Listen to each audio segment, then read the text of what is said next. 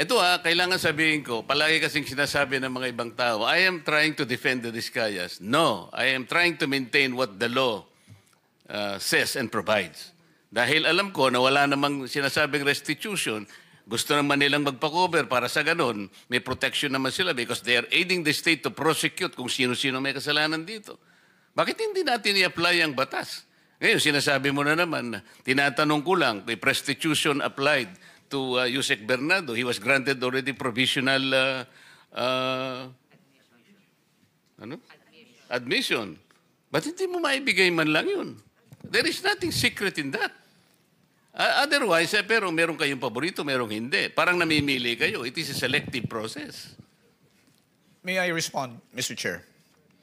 Yes, you may respond. Again, we take exception to the statement of the good senator that we are being selective. The process of application... Yun ang ginagawa the process mo, of application, a sir... selective application of the law. Sinasabi natin, walang requirement ng restitution. Will you agree? I agree, sir. It is Oh. not explicitly stated in the law. It is not explicitly stated in the law, but... It is not explicitly stated in the law, but you're requiring them to restitute. No, sir. Let me just explain, if you will allow me to finish. There is What- no what? explicit provision in the law calling for restitution. However, there is a memorandum of agreement whereby terms and conditions can be stated therein. And if there is agreement as to restitution, Alam mo, yung the same can memorandum be of included. agreement, hindi siya kasamang restitution. Yung pagka siya ay na-admit na as state witness, kaya mo lamang siya lalagyan ng memorandum so that he can cooperate with the DOJ in prosecuting this case. Precisely, Huwag mong sir. iisipin na i-include mo yun doon sa memorandum. You are deviating from the law itself. There is no deviation, sir. Sabihin mo sa akin kung anong provision that the memorandum will require restitution. There is nothing in the law, again, which states Ito that... yung problema ninyo eh. Palagi kayong ganyan kung makipag... No, sir, we're being very candid with the and then sasabihin nyo committee. take exception. Kayo ang nagte-take exception. Pati batas eh, binabago ninyo. Yes, Senator.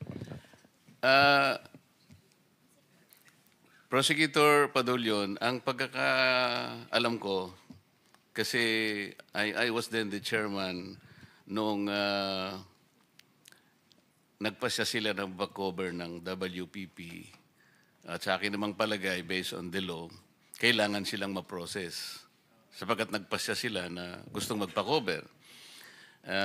Ang problema kasi at that time, the then Secretary of Justice made an opinion that the Discayas should first make restitution. Kaya doon po yata na-stall yun eh.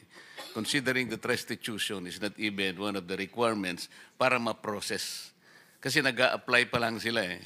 I was trying to explain then, Mr. Chair, na in the process of the application of the Discayas, restitution is not one of the requisites. Kaya lang, pinipilit ni then Secretary Remulla, now Ombudsman, na magre-restitute sila.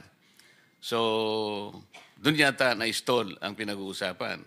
Ngayon, ang pagkakaalam ko rin po, Mr. Chair, si Yusek Bernardo, parang he was already granted provisional, anong tawag doon? Provisional admission, Mr. Chair. So, if he was granted already provisional admission, was he required to restitute anything? Sir, that is covered by the memorandum of agreement and is confidential. I cannot make that disclosure without any clearance from the Secretary of Justice. Why? Because the law provides for it, sir, that confidentiality is a matter which is stressed in Section 7 of the law. So, Mr. Chair, ito na naman ang problema eh. Para malaman naman ng kahit sinong gustong mag-apply, kung ano ba requirements talaga. Was that restitution requirement covered by that? Yun lang naman eh. There's nothing secret in that. Ba't hindi mo sabihin? Sir, it is contained in the memorandum of agreement. Like nobody should know that a restitution was required by the Department of Justice? The details of the memorandum of I'm not agreement... asking for details. Sabihin mo lang, was it made a requirement? Restitution is part of the details, sir, which is provided for in any memorandum of agreement if you're going to ask me. So if it is going Bago to siya be there, makapag-apply, restitution will be required. not necessarily, sir. O, Not paano? necessarily. Ito kailangan sabihin ko, palagi kasing sinasabi ng mga ibang tao, I am trying to defend the Discayas. No, I am trying to maintain what the law says and provides. Dahil alam ko na wala namang sinasabing restitution, gusto naman nilang magpa-cover para sa ganun, may protection naman sila because they are aiding the state to prosecute kung sino-sino may kasalanan dito. Bakit hindi natin i-apply ang batas? Ngayon, sinasabi mo na naman, tinatanong ko lang, may restitution applied to Yusek Bernardo. He was granted already provisional admission. Ba't hindi mo maibigay man lang yun? There is nothing secret in that. Otherwise, pero meron kayong paborito, merong hindi. Parang namimili kayo. It is a selective process. May I respond, Mr. Chair? Yes, you may respond. Again, we take exception to the statement of the good senator that we are being selective. The process of application... Yun ang ginagawa no, the process mo, of You're application, making a sir. selective application of the law. Sinasabi natin, walang requirement ng restitution. Will you agree? I agree, sir. It is Oh. not explicitly stated in the law. It is not explicitly stated in the law, but It is not explicitly stated in the law, but you're requiring them to restitute. no, sir. Let me just explain, if you will allow me to finish. There is What- no what? explicit provision in the law calling for restitution. However, there is a memorandum of agreement whereby terms and conditions can be stated therein. And if there is agreement as to restitution, Alam mo, yung the same can memorandum be of included. agreement, hindi siya kasamang restitution. Yung pagka siya'y na-admit na as state witness, kaya mo lamang siya lalagyan ng memorandum so that he can cooperate with the DOJ in prosecuting this case. Precisely, Huwag mong sir. iisipin na i-include mo yun sa memorandum. You are deviating from the law itself. There is no deviation, sir. Sabihin mo sa akin kung anong provision that the memorandum will require restitution. There is nothing in the law, again, which states Ito that... yung problema ninyo. Palagi kayong ganyan kung makipag...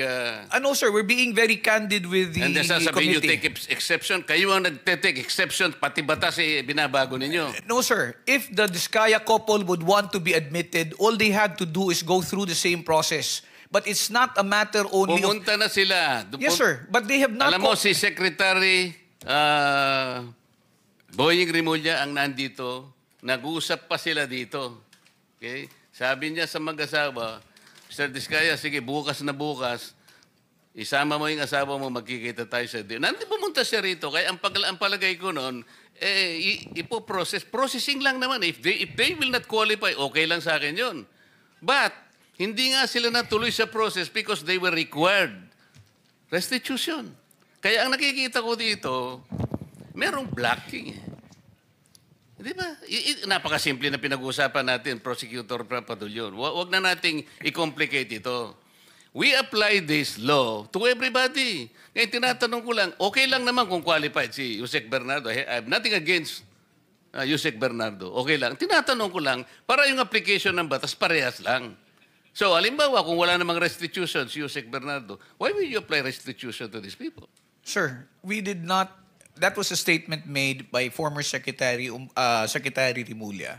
When they were referred to Department of Justice for processing, it was because there was a legislative inquiry which was going on, and the Diskaya couple, during the time that they were testifying, stated that they wanted to be provided security and protection. Immediately after they went to the department, said security and protection was provided to them without any consideration yet as to their application into the program. The evaluation for purposes of being considered in the program is a different process which has not been completed. That is the reason why they have not yet been considered as possible state witnesses in the It cases was which are never pending. completed because you were insisting on restitution. Drop it. Para sa ganun, kung mag-a-apply sila at kung qualified sila, pagbigyan ninyo. Yun lang ang ano dyan. No, sir. Again, let me disabuse the mind of the good senator. There is no requirement that for purposes of processing, they will have to go through or they will have to make restitution. Yun nga Because it will sinabi ni still go Boying through Rimulya. evaluation. Sinasabi ko sa iyo, yun ang sinabi niya sa press conference niya. Sinabi niya yun eh. Alam mo, mag-a-apply lang eh, sinasabi ko. Kung ang restitution mangyayari at the end of, let's say, napakita talaga na meron silang pananagutan sa batas, later on, restitution is talagang kailangan. Pero nag-a-apply lang yung tao eh. Kaya nga, Witness Protection and Benefit Program. There is no reason to burden these people for another requisite which is not even in the law. So kung qualified sila, i-process natin. Kung nag-qualify, salamat. Kung hindi sila nag-qualify, wala tayong magagawa. Mr. Chair, it is not as if the reason why they are not being processed is because of the restitution that you mentioned. The fact is... Prosek, ang sinasabi ko, hindi, yun ang naging unang dahilan kasi kaya siguro nabanggel ito. Maraming procedures dyan. Kaya lang, ang sinasabi ko, ang pinipilit kong ipaintindi sa'yo ay yun doon pa lang doon pa lang na-stop na sapagkat pinilit ni Secretary Boying, mag-restitute ka muna. Sabi ko, nawala na. Mr. Chair, kung ang gagustuhan po ng Diskaya couple is makonsider sila o ma-process sila, let's take away the aspect of restitution. But they have to comply first with the requirements, which is the submission of the affidavits to justify the department being able to evaluate the same. Let's not talk about restitution. Tapos na. Okay na yun. So wala nang restitution. Mr. Diskaya, Ms. Diskaya, kung talagang gusto nyo at kung gusto nyo mag-apply talaga, ayun, wala nang restitution. Pero kailangan mag-qualify kayo. Kung hindi kayo qualified, wala tayong magagawa. Mr. Chair, may I interject? The Vice Chairman is recognized. I just want to be clarified, PG Fadulyon. Ano ba talagang gusto ng DOJ to be mabigyan ng restitution immediately? Kasi may sinasabi ni Senator Marcoleta, there will be a process. What is your stand here? Sir, my position is this, if I may. Restitution, Senator Marcoleta is correct when he pointed out that restitution is not a requirement under the WPSB law. Okay. It is, as I said, it is not explicitly stated there. However, when the process of when the witness who applies to be admitted into the program is evaluated, and for example they qualify, their qualification is now subject of a memorandum of agreement between the department represented by the secretary and the applicant. Now, in the memorandum of agreement, there are terms and conditions that may be agreed upon or imposed by the parties. And restitution is part of them. If I may be allowed to explain further. Kung halimbawa po, meron po tayong witness na nag-a-apply sa programa. At sinasabi na nila, I am remorseful, ako po ay nagkamali, ako po ay nakakatanggap ng pera, naggaling sa nakaw o hindi sa matamang paraan, at ito po ay sosoli ko. Sasabihin po ba ng department, hindi naman kasi part ang restitution dito, so hindi mo kailangan magsoli. Kaya po yan inilalagay sa memorandum of agreement kung meron man, para lamang po masiguro din ng department na at least kung meron pong ill-gotten wealth or if a person is unjustly enriched, monies will be returned back to the coffers of government. Remember, sir, if one is covered under the program, one of the results would be if there is a case where they will be testifying as a witness, they will not be included in the information anymore. And if they're not included in the information, it means they have no criminal liability and forfeiture will not lie as against them. A process which will happen much later. Okay, so Republic Act 6981, PG Padulyon, Section 5, it states na to comply with legal obligations plus to cooperate with respect to all reasonable requests. Ang tanong ko po ngayon, ano ba ang mga unreasonable sa pagbabalik na ninakaw na yaman? Can you give me some? Let me just be clarified, Mr. Chair. Ano po ang ano ang reasonable kung magbabalik po? Kasi ang sabi, legal obligations, reasonable requests. So it's a reasonable request. Pero it doesn't mean to say na you are, it's their obligation. Is that Yes, sir. correct? Yes, sir. Kasi po, kasama po yan dun sa pagpapakita po ng pagsisisi ng kung sino man pong aplikante na sinasabi niya, kung ako po ay may nakuhang yaman sa pamamaraan na hindi po legal, at ako po ay humihingi ng kapatawaran, at ako po ay willing na tumistigo, at isosoli ko po. Natural po, ipapalagay po natin yan sa loob ng Memorandum of Agreement, at yan po ay mapupunta sa gobyerno.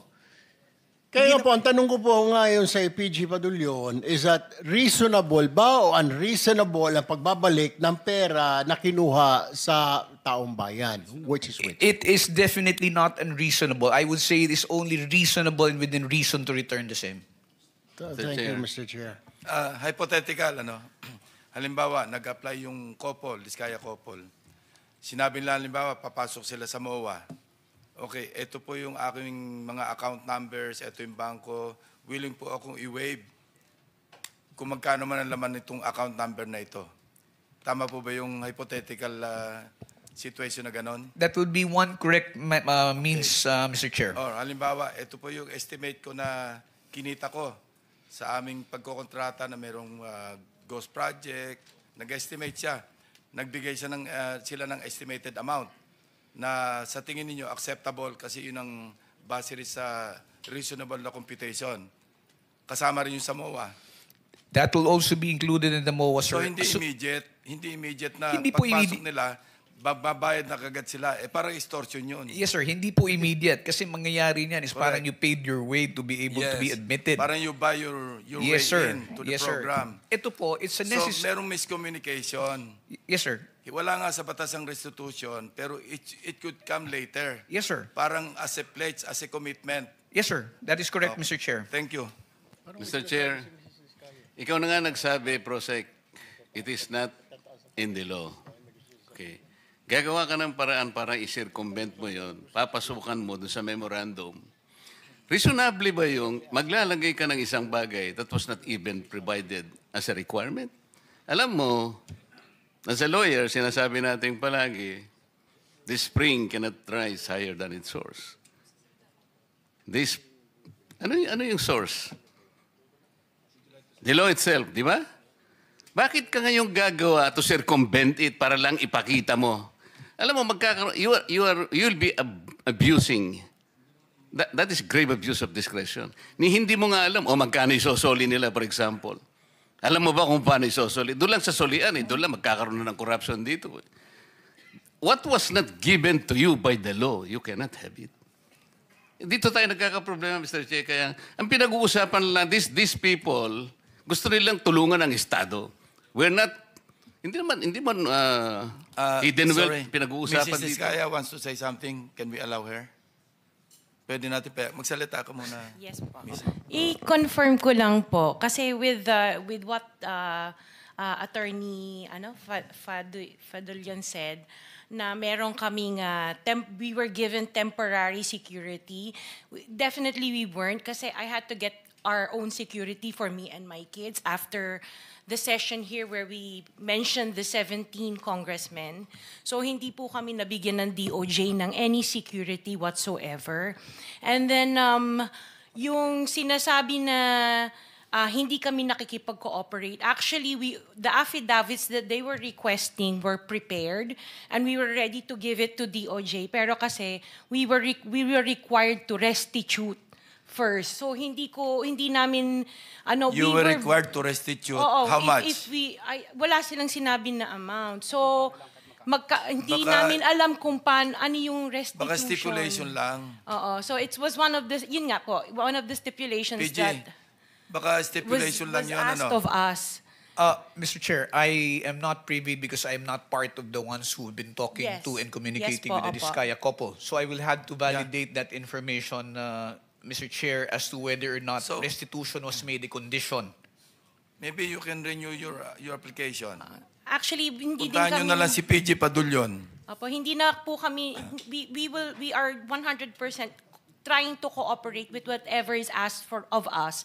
So when Mr. Diskaya was let out for a half day to do the ledger, nagpasa po kami ng ledger ni Yusek Bernardo noong day din na yon. Pero hindi din pinansin. It parang sinabi sa amin, the case will go on Okay, even without para the lang kasi ledgers. 490 na, no? Sabihin yung lawyer ninyo, mag-coordinate sa DOJ.